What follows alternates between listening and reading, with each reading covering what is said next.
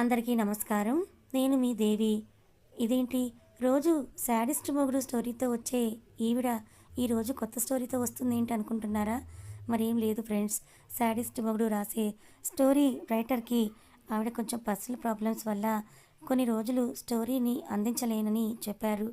అందుకని నేను ఇలా మరొక మంచి ప్యూర్ లవ్ స్టోరీతో మీ ముందుకొస్తున్నాను. అలాగని శాడిస్ట్ మొగుడు స్టోరీని పక్కకు పెట్టేయలేదండోయ్! ఆవిడ అప్డేట్ ఇచ్చినప్పుడల్లా మీకు నేను అప్డేట్ ఇక్కడ ఇస్తూనే ఉంటాను. సో, మరి ఇప్పటి వరకు ఆదరించినట్టే ఈ స్టోరీని కూడా ఆదరిస్తారని అనుకుంటున్నాను. ఇది మంచి రొమాంటిక్ లవ్ స్టోరీ. మీ అందరికీ తప్పకుండా నచ్చుతుంది. మరి స్టోరీలోకి వెళ్ళిపోదామా? అగ్రిమెంట్ మ్యారేజ్ మొదటి భాగం. రచయిత మనస్మిత గారు. Chandini group of industries. ఉదయం 9 అవుతోంది. ఆఫీస్ అంతా నిశ్శబ్దంగా ఎవరి పనుల్లో వాళ్ళున్నారు. అప్పుడే చాందిని ఆఫీస్లోకి ఎంట్రీ ఇచ్చింది. గుడ్ మార్నింగ్ మేడం అని అందరూ చెప్తున్నారు. అందరికీ గుడ్ మార్నింగ్ చెప్పినట్టుగా తలాడిస్తూ తన క్యాబిన్లోకి వెళ్ళి కూర్చుంది. కాల్ చేసి మేనేజర్ని పిలిచింది. డోర్ కొట్టి మేనేజర్ లోపలికి వెళ్ళాడు. చెప్పండి మేడం అని అన్నాడు. పిఏ కోసం ఇంటర్వ్యూస్కి పిలిపించమన్నాను కదా, పిలిపించారా అని అడిగింది. ఎస్ మేడం, రూమ్లో వెయిట్ చేస్తున్నారని చెప్పాడు. ఒక్కొక్కరిగా లోపలికి రమ్మనండి అని అంది. ఓకే మేడం అని మేనేజర్ వెళ్ళారు. మే కమిన్ మేడం అని ఫస్ట్ క్యాండిడేట్ అడిగారు. ఎస్ కమిన్ అని అంది చాందిని. అనగానే లోపలికి ఒక అమ్మాయి వచ్చింది. సిట్ డౌన్ అని చెప్పగానే థ్యాంక్ యూ మేడం అని కూర్చుంది. ఎందుకు ఈ జాబ్ చేయడానికి వచ్చారు మీరు అని తలపైకి ఎత్తకుండానే తన పని తను చూసుకుంటూ చాందిని ఆ అమ్మాయిని అడిగింది. మీ గురించి చాలా గొప్పగా విన్నాను మేడం, అందుకే అలాంటి మీ దగ్గర జాబ్ చేయడం నా అదృష్టం మేడం అని అంటూ ఆ అమ్మాయి చాందిని గురించి పొగుడుతూ ఉంది. Okay, you can go now next అని పిలిచింది చాందిని. ఆ అమ్మాయి దిగులుగా అక్కడి నుంచి వెళ్ళిపోయింది. తర్వాత ఒక అబ్బాయి లోపలికి వచ్చాడు. చాందిని సేమ్ క్వశ్చన్ని రిపీట్ చేసింది. ఎందుకు ఈ జాబ్ చేయాలనుకుంటున్నావని అడిగింది. మేడం, అమ్మాయి అయి ఉండి మీరు ఇంత పెద్ద కంపెనీని ఇంత బాగా నడిపిస్తున్నారు, మీ దగ్గర చాలా నేర్చుకోవచ్చు మేడం, అందుకే వచ్చానని చెప్పాడు. Okay, you can go now next అని చాందిని పిలిచింది. ఆ అబ్బాయి భయపడుతూ బాధపడుతూ వెళ్ళిపోయాడు. ఇలా వచ్చిన వాళ్ళందరూ కూడా చాందినిని పొగుడుతూ చాందిని దగ్గర జాబ్ చేయడం వాళ్ళ అదృష్టం అని చెప్తూ ఉన్నారు. శివరాం లోపలికి వచ్చాడు. రేపు మళ్ళీ యాడ్ వేయిద్దాం మేడం, ఎవరో ఒకరు దొరుకుతారని అన్నాడు. లేదు శివరాం గారు, వీళ్ళందరికీ జాబ్ అంటే ప్యాషన్ లేదు, ఆఫీస్ అంటే ఇష్టం. ఈ ఆఫీస్లో పనిచేయాలని, బాస్ని పొగడాలని, గొప్పలు చెప్పాలని ఇంట్రెస్ట్ తప్ప పనిలో ఏమైనా సాధించాలనే పట్టుదల నాకు ఏ ఒక్కరిలోనూ కూడా కనిపించలేదని చాందిని అంది. అప్పుడే డోర్ సౌండ్ అయింది. కమిన్ అని అంది చాందిని. మేడం, ఇంకొకరు ఇంటర్వ్యూకి ఇప్పుడే వచ్చారు మేడం, అతన్ని లోపలికి పంపించమంటారా అని అంటూ అటెండర్ చాందినిని అడిగాడు. ఇంటర్వ్యూ 9కి అయితే ఇప్పుడా రావడం? ఏమీ వద్దు, అవసరం లేదు, వెనక్కి పంపించేసే. టైం సెన్స్ లేని ఇలాంటి వాళ్ళంటే నాకు పరమ చిరాకు అని అంది చాందిని.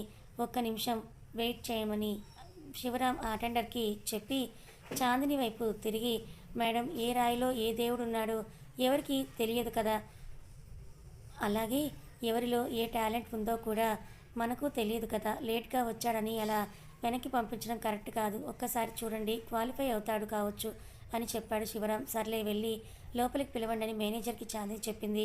శివరాం వెళ్ళాడు. మే ఐ కమిన్ మేడం అని ఒక అతను పిలిచాడు. ఎస్ కమిన్ అని తన వర్క్ తను చేసుకుంటోంది. లోపలికి వచ్చాడు. సిట్ డౌన్ అని చాందిని అంది. ఆ అబ్బాయి కూర్చున్నాడు. మీరు ఈ జాబ్ చేయాలని ఎందుకు అనుకుంటున్నారు అని తల ఎత్తకుండానే అడిగింది. నాకు తెలిసింది మీకు తెలియకపోతే నేర్పిద్దామని, మీకు తెలిసింది నాకు తెలియకపోతే నేర్చుకుందామని వచ్చాను మేడం అని అన్నాడు అతను. అప్పుడు చాందిని తలెత్తి చూసింది. చూస్తే హైటు వెయిట్ బాగానే ఉన్నాడు. చూడ్డానికి పిఏ ఇంటర్వ్యూకి వచ్చిన వాళ్ళ లేడని తన మనసులో అనుకుంది. నాకు నేర్పించే నాలెడ్జ్ ఉందా నీకు అని అడిగింది చాందిని. ఎవరిని ఎప్పుడు తక్కువ అంచనా వేయొద్దు మేడం, గుడి ముందు చిన్న రాయి ఉంది, చిన్నదే కదా అని మనల్ని ఏం చేస్తుంది అని అనుకుంటామే, కానీ ఆ రాయి కొంచెం బలంగా వచ్చి తగిలితే దెబ్బ తగులుతుందా లేదా, అలాగే ప్రతి మనిషి తనకి అన్నీ తెలుసుకోవద్దు అని అన్నాడు. ఇన్ని తెలిసిన వాడివి ఇంటర్వ్యూకి ఎందుకు లేట్గా వచ్చావు, అలా లేట్గా రావద్దని తెలీదా నీకు అని అంది. మేడం, బస్ లేట్ అయింది, ఆటో లేట్ అయిందని నేను చెప్పను, కానీ అన్ని రోజులు ఒకేలా ఉండవు, మనం ఫాస్ట్గా వద్దాం అనుకుంటాం కానీ ఆ రోజే లేట్ అవుతుంది, ఏం చేద్దాం మేడం, ఫేట్ అంతే, ఒక్కోసారి అలాగే చేయిస్తుందని అన్నాడు. ఇప్పుడు నీకు జాబ్ వస్తుందని నువ్వు అనుకుంటున్నావా అని అడిగింది. మీరు చేసే పని ఆపి తలెత్తి మాట్లాడినప్పుడే ఈ జాబ్ నాకు వస్తుందనిపించింది మేడం, కానీ అని ఆగాడు. కానీ ఏంటి అని చాందిని అడిగింది. నేను ఇలా చెప్పానని, నాకు ఓవర్ కాన్ఫిడెన్స్ ఎక్కువని, మీరు జాబ్ ఇవ్వకపోయే అవకాశం కూడా ఉంది అని చెప్పాడు. నువ్వు ఇలా చెప్పావని జాబ్ ఇస్తా అని అనుకుంటున్నావా అని చాందిని అంది.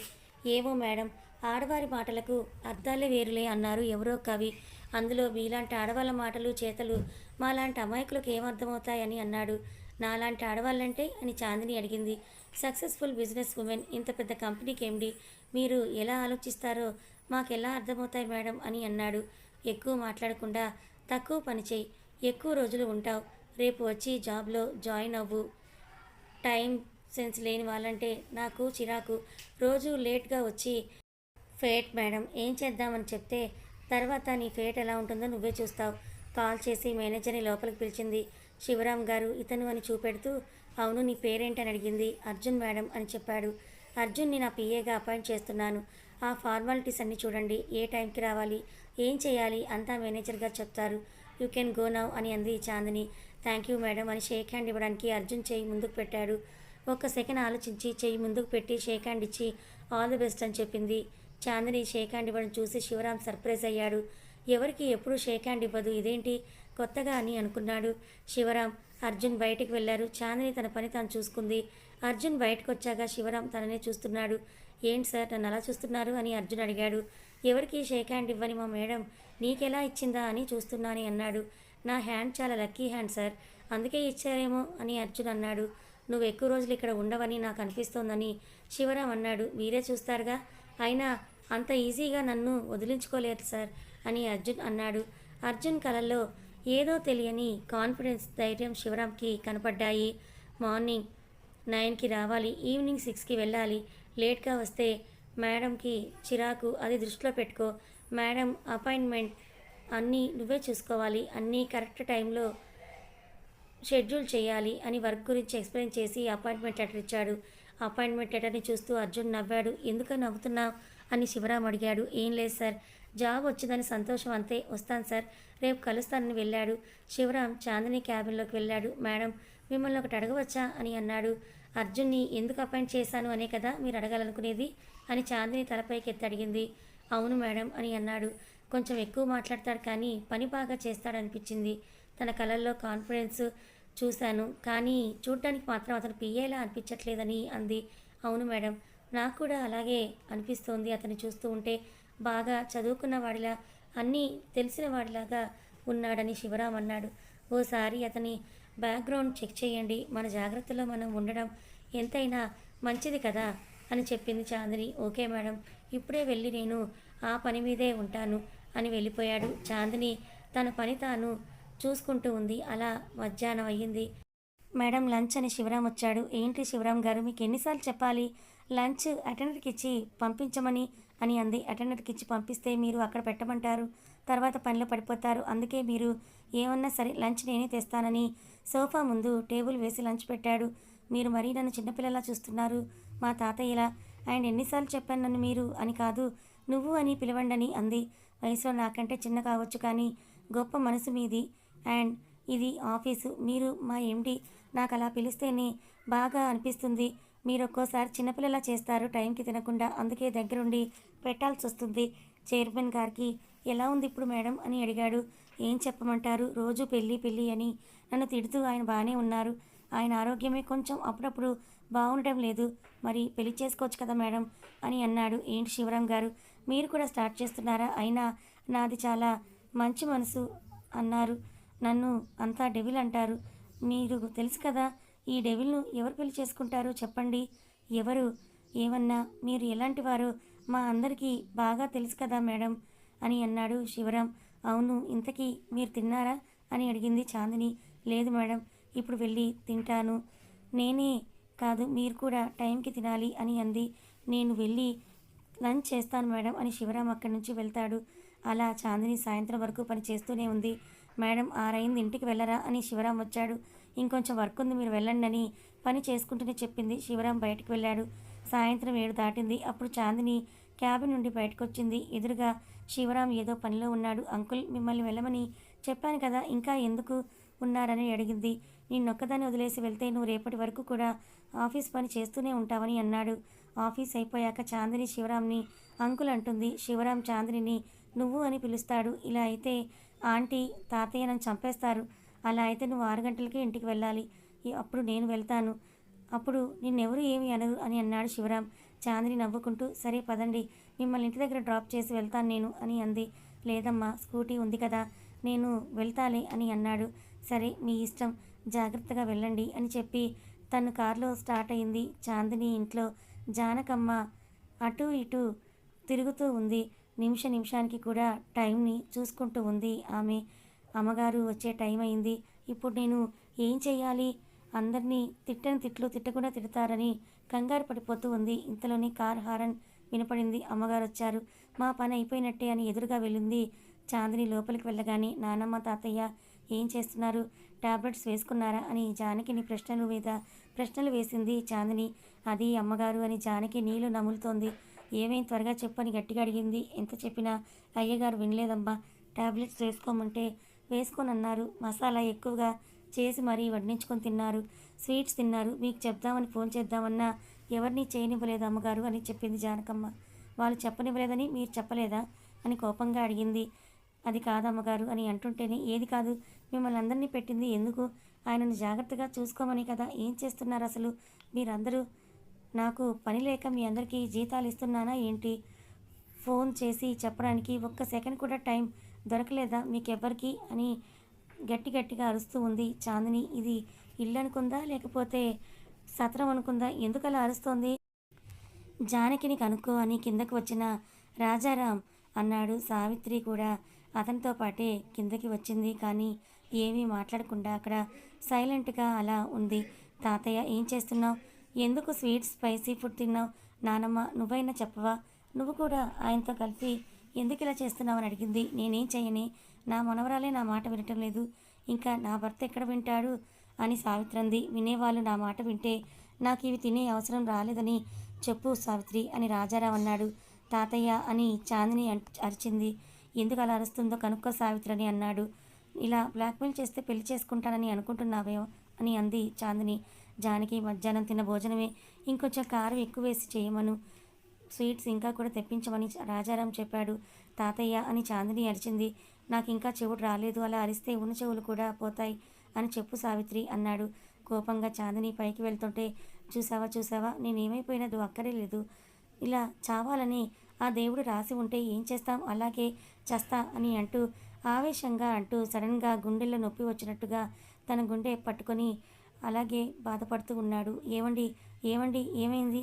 చందు, తాతయ్యకి గుండెలో నొప్పి వచ్చినట్లుంది అని అంటూ సావిత్రి కంగారు పడిపోతూ అరిచింది. వెంటనే చాందిని పరిగెత్తుకుంటూ వచ్చి వాళ్ళ తాతయ్యని పట్టుకుంది కింద పడిపోకుండా. తాతయ్య అని పిలుస్తూ ఉంది చాందిని. ఇంకా ఏం చూస్తున్నావు? వెంటనే చారికి ఫోన్ చేసి రమ్మని చెప్పు అని జానకికి చెప్పి మెల్లగా పనివాళ్ళ సహాయంతో రాజారాంని కింద ఉన్న రూమ్లోకి తీసుకెళ్ళింది. పక్క నుండి సావిత్రి ఏడుస్తోంది. నానమ్మ, తాతయ్యకి ఏం కాదు, నువ్వు ఏడవకు అని చాందిని పక్కన ఉండి ఓదారుస్తోంది. వెంటనే డాక్టర్ వచ్చి చూశాడు, ఇంజెక్షన్ ఇచ్చాడు. ఇప్పుడు ఎలా ఉంది చారి అంకుల్ అని అంది చాందిని. పోతే పోనీరా, ఏదో ప్రాణం ఉంటే ఎంత పోతే ఎంత, బ్రతుకుండి చూడాల్సింది ఏం లేనప్పుడు చచ్చినా వచ్చే నష్టం లేదులే అని అప్పుడే కళ్ళు తెరిచిన రాజారాం అన్నాడు. చూసావా చారి ఎలా మాట్లాడుతున్నారో అని సావిత్రి అంది. ఇలా మాట్లాడకపోతే ఇంకెలా మాట్లాడమంటావు అని రాజారాం అన్నాడు. అవేం మాటలు బాబాయ్, చందుకి నువ్వు కాక ఇంకెవరున్నారు? నీ ఆరోగ్యం కాపాడుకోకపోతే ఎలా అని చారి అన్నాడు. ఏమో అని విరక్తిగా నవ్వాడు రాజారాం. ఏం పర్వాలేదా చారి, ఆయనకి ప్రమాదం ఏమీ లేదు కదా అని సావిత్రి అడిగింది. భయపడాల్సిందేమీ లేదు పిన్ని, బాబాయ్ ఎక్కువ ఆలోచించకుండా రెస్ట్ తీసుకుంటే టాబ్లెట్స్ వేసుకుంటే సరిపోతుంది. నేను మళ్ళీ రేపు వచ్చి వస్తాను పిన్ని అని అంటూ సావిత్రికి రాజారాంకి చెప్పి చారి వెళ్తూ బయటికి రమ్మని చాందినికి సైగ చేశాడు. నేను అంకుల్ని పంపించేసి వస్తాను నానమ్మ అని చెప్పి చాందిని కూడా అతనితో పాటు బయటికి వెళ్ళింది. ఏంటి అంకుల్, తాతయ్య కండిషన్ అని చాందిని అడిగింది. బీపీ, షుగర్ పెరిగాయి, స్పైసీ ఫుడ్ వల్ల గుండెల్లో మంట ఎక్కువగా, స్ట్రెస్, టెన్షన్ తీసుకోవడం వల్ల మైల్డ్ అటాక్ వచ్చింది. కానీ కండిషన్ సీరియస్ చందు. ఇప్పుడు మైల్డ్ అటాక్ వచ్చింది కానీ జాగ్రత్త తీసుకోకపోతే తన హార్ట్కే ప్రాబ్లం. ఇంకా ఆయన అలా విరక్తిగా ఉంటే మాత్రం పరిస్థితి మన చేయి దాటిపోతుంది. నువ్వే ఆలోచించుకో. ప్రస్తుతానికి కింద రూమ్లోనే ఉంచండి, మెట్లు ఎక్కనివ్వకండి, నేను మళ్ళీ రేపు వచ్చి చూస్తానని చెప్పి వెళ్ళిపోయాడు. చాందిని రాజారాం రూమ్లోకి వెళ్ళింది. చాందిని రాగానే రాజారాం మొహం అటువైపుగా తిప్పుకున్నాడు. ఏం చెప్పాడు వాడు? ఎన్ని రోజులు బ్రతుకుతానట అని అడిగాడు. ఏం తాతయ్య మాటలు? టాబ్లెట్స్ వేసుకుని స్ట్రెస్ తీసుకోకుండా, ఎక్కువ టెన్షన్ పెట్టుకోకుండా ప్రశాంతంగా ఉంటే ఏమీ కాదు అని అన్నారు. అయితే ఎక్కువ రోజులు బ్రతకనన్నమాట నేను అని అన్నాడు రాజారాం మొహం తిప్పుకోకుండానే. చాందినితో చెప్పాడు. ఇప్పుడు నీకేం కావాలి తాతయ్య అని చాందిని అడిగింది. కాస్త విసుగ్గా రాజారాం చాందిని వైపే చూశాడు. తల్లి, మాకు ఎప్పుడు ఏమవుతుందో తెలియదు. నీకంటూ ఒక తోడు ఉంటే బాగుంటుందని నేను మనశ్శాంతిగా కన్ను మూస్తాము. ఆ తృప్తితోటే ఒంటరి జీవితం భరించలేవు తల్లి. మీ నానమ్మకి నేను, నాకు మీ నానమ్మ ఉంది. మరి నువ్వు ఎలా చందు అని రాజారాం అన్నాడు. నాకు మీరున్నారు కదా తాతయ్య అని చాందిని అంది. చందు, మేము ఎక్కువ రోజులు నీతో ఉండలేం తల్లి. పెళ్లి చేసుకుంటే నీకు ఒక తోడు వస్తుంది. నీ కోసం కాకపోయినా తాతయ్య కోసమైనా చేసుకో తల్లి అని సావిత్రి బ్రతిమాలింది. సరే చేసుకుంటాను, నాకు కొంచెం టైం ఇవ్వండి అని చాందిని చెప్పింది. ఇదివరకే ఈ మాట చెప్పావు చందు, కానీ ఇప్పటి వరకు ఆ ప్రయత్నం ఏమీ చేయలేదు. మేము ఎన్ని సంబంధాలు తెచ్చినా నీకు నచ్చలేదు. ఒక వారం రోజుల్లో పెళ్లి చేసుకుంటా అని నాకు మాటివ్వు అని రాజారాం అన్నాడు. తాతయ్య, వారం రోజుల్లో అంటే ఎలా చెప్పు అని చాందిని అంది. నాకు తెలియదు చందు, వారం రోజుల్లో చేసుకుంటా అని మాటిస్తేనే నేను టాబ్లెట్స్ వేసుకుంటా, లేకపోతే వేసుకోను. నాకు ప్రమాణం చేసి మరి చెప్పు అని ఆ చెయ్యిని ముందుకు పెట్టాడు. చాందిని ఏం చెయ్యాలో తెలియక ఆలోచిస్తూ ఉంది. సావిత్రి, నేను చెప్పిన భోజనం రెడీ అయ్యిందా? ఓసారి కనుక్కో జానకిని అని రాజారాం అన్నాడు. చందు, మా ఆయన ప్రాణాలు నీ చేతుల్లోనే ఉన్నాయమ్మా, నాకు పతిభిక్ష పెట్టు తల్లి అని అంటూ ఆమె చేతిని పట్టుకొని సావిత్రి కొంగు చాచి అడిగింది. నానమ్మ, సెంటిమెంట్ డైలాగ్స్ కొట్టకు. సరే, వారం రోజుల్లోనే నేను పెళ్లి చేసుకుంటాను అని ప్రమాణం చేసింది తాతయ్యకి. కానీ నా ఇష్ట ప్రకారమే పెళ్లి చేసుకుంటానని చెప్పింది. నీ ఇష్టం తల్లి, నువ్వు ఎలా అంటే అలాగే అని రాజారాం అన్నాడు. భోజనం చేయండి తాతయ్య, పంపించిన తర్వాత టాబ్లెట్స్ వేసుకో అని రాజారాంకి చెప్పి బయటికి వెళ్ళిపోయింది. చాందిని వెళ్ళాక సావిత్రి వెళ్ళి తలుపు వేసొచ్చి కూర్చుంది. ఏమన్నా ఎక్కువ చేసావంటావా అని రాజారాంని అడిగింది. ఏం కాలేదు, ఈ మాత్రం చేయకపోతే అది అసలు పెళ్ళికే ఒప్పుకోదు. నేను దాని తాతయ్యని, దాన్ని ఎలా ఒప్పించాలో నాకు బాగా తెలుసు అని అన్నాడు. కానీ మనం నాటకం ఆడతాం అనుకున్నాం కదా, నువ్వేంటయ్యా నిజంగా టాబ్లెట్స్ వేసుకోలేదు, నీకేమైనా అయితే అని సావిత్రి అన్నది. చాందిని తెలియగలది. మనం నాటకం ఆడితే అది ఈజీగా తెలుసుకుంటుంది. అందుకే టాబ్లెట్స్ వేసుకోకుండా మసాలా ఫుడ్ తిన్నాను, కానీ అటాక్ వస్తుందని నేను కూడా అనుకోలేదు. ఏదైతేనేం మన మంచికే జరిగిందని అన్నాడు. అదేంటయ్యా అలా అంటావు, నీకేమైనా అయితే నేను చందు ఏమైపోవాలి అని సావిత్రి అంది. చందు పెళ్ళై పిల్లల్ని చూసే వరకు నాకేం కాదే, నువ్వు కంగారు పడకు. కానీ నీ పతిభిక్ష డైలాగ్ బాగుంది, బాగా వర్కౌట్ అయ్యింది అని చిన్నపిల్లాడిలా నవ్వాడు. సావిత్రి కూడా నవ్వేసింది. కానీ వారం రోజులు గడివే ఇచ్చావు, వారం రోజుల్లో పెళ్లి చేసుకుంటుందంటావా అని అంది. ఖచ్చితంగా చేసుకుంటుంది. ఒకవేళ చేసుకోకపోతే ఏం చేయాలో మనకు బాగా తెలుసు కదా అని అన్నాడు. తొందరలో ఎవరిని పడితే వాళ్ళని చేసుకుంటే ఎలా అని అడిగింది. ది గ్రేట్ రాజారాం మనవరాలది. దాని గురించి ఏమనుకుంటున్నావు? అంత పెద్ద కంపెనీ నాదొక్కతే రన్ చేస్తోంది. మంచి చెడు తెలియకుండా నా మనవరాలు ఎప్పుడు నిర్ణయం తీసుకోదని మీసాలు తిప్పుతూ అన్నాడు. అబ్బో చూడు మనవరాలు గొప్పతనం చెప్తూ మీసాలు ఎలా తిప్పుతున్నాడు అని రాజారాం బుగ్గ గిల్లింది. చాందిని ఎప్పుడు మన పేరు నిలబెట్టే పనులే చేస్తుంది బుజ్జి అని నడుము గిల్లాడు. ఈ వయసులో కూడా ఏంటి సరసం, సిగ్గు లేకపోతే సరే అని సావిత్రి అంది. సరసానికి వయసుతో సంబంధం ఏంటి? ఏ వయసులో ఉన్న నువ్వు మాత్రం చాలా అందంగా ఉన్నావని హక్ చేసుకున్నాడు. పాపం దాన్ని కంగారు పెడుతూ మనం ఇక్కడ ఇలా ఉండడం న్యాయం కాదు రాజా అని సావిత్రి అంది. పర్లేదులే, అలా అయితేనే దాని పెళ్లి జరుగుతుంది, లేకపోతే మనం చచ్చినాది పెళ్లి చేసుకోదు. బుజ్జి, నువ్వు రాజా అని పిలిస్తే భలే ఉంటుంది అని అన్నాడు. ఇంత వయసులో కూడా నన్ను ఇంకా బుజ్జి అని పిలుస్తున్నావా అని అంది. ప్రేమకి వయసుతో సంబంధం ఏంటి? అసలు మనం ప్రేమించుకున్న రోజుల్లో ఎలా ఉండేవాళ్ళం అని చెప్తూ ఉంటే చాలు చాలు అని ఫ్లాష్ బ్యాక్లోకి వెళ్లకుండా సావిత్రి ఆపేసింది. అదా ఇద్దరు సరదాగా కబుర్లు చెప్పుకుంటూ ఉన్నారు. అక్కడ పాపం చాందిని రూమ్లో కంగారు పడుతూ ఉంది, టెన్షన్ పడుతుంది. చైర్లో కళ్ళు మూసుకొని ఆలోచిస్తోంది. జానకి తలుపు కొట్టి రూమ్లోకి వచ్చింది. అమ్మగారు, మీరు చెప్పినట్టే వంట చేశాం, అయ్యగారికి తీసుకెళ్ళి ఇవ్వనా, మీరు ఇస్తారా అని అడిగింది. అన్నీ రెడీ చేసి పెట్టండి, నేనే తీసుకువెళ్తానంది కళ్ళు మూసుకొని. అమ్మ, మీరు ఏమనుకోనంటే ఒక మాట చెప్పనా అని జానకి అంది. ఏంటి చెప్పు అని చైర్లో తల వెనక్కి వాల్చి కళ్ళు మూసుకొని మాట్లాడింది. మనకు కావాల్సిన వాళ్ళు మన దగ్గర ఉన్నప్పుడే వాళ్ళ గురించి ఆలోచించాలమ్మా. వాళ్ళు మళ్ళీ మనకు దూరం అయితే మనం తట్టుకోలేమని చెప్పింది. చాందిని కళ్ళు తెరిచి జానకిని చూసింది. తప్పైతే క్షమించండి అమ్మగారు అని జానకి అక్కడి నుంచి వెళ్ళిపోయింది. చాందిని ఆలోచిస్తూ ఉంది. కొంచెం సేపటి తర్వాత భోజనం తీసుకుని రాజారాం వాళ్ళ రూమ్లోకి వెళ్ళింది. రాజారాం ఏదో బుక్ చదువుతూ కూర్చున్నాడు. సావిత్రి ఊరికే కూర్చొనుంది. నువ్వెందుకు తెచ్చావమ్మా, పని వాళ్ళకి చెప్తే వాళ్ళు తెస్తారు కదా అని చాందిని చేతిలో నుండి సావిత్రి ప్లేట్ తీసుకుంది. నేనే తీసుకువెళ్తాను చెప్పాను నానమ్మ. ట్యాబ్లెట్ వేసుకున్నావు తాతయ్య అని అడిగింది. వేసుకున్నానని చెప్పాడు. తిన్నాక కూడా వేసుకోవాల్సినవి ఉన్నాయి వేసుకోండి అని చెప్పింది. అవి నేను చూసుకుంటాలే కానీ ముందు నువ్వు వెళ్ళి తినిపో చందు అని అంది సావిత్రి. నేను తింటాలే కానీ ముందు మీరు తినండి నానమ్మ అని అంది చాందిని. కథ కొనసాగుతుంది. మరి రాజారాం సావిత్రులు ఆడిన ఈ నాటకంలో పాపం ఇదేమీ తెలియని చాందిని పెళ్లి కొప్పుకుంది. మరి పెళ్ళంటేనే ఇష్టం లేని చాందిని ఇప్పుడు పెళ్ళి ఎలా చేసుకుంటుంది? అసలు చాందినికి పెళ్ళన్నా మగవాళ్ళన్నా ఎందుకు ఇష్టం లేదు? తన మనసులో ఏముంది తెలుసుకోవాలనుకుంటే ఛానల్ని ఫాలో అవ్వండి. కథ నచ్చితే లైక్ చేయండి. Thank you so much.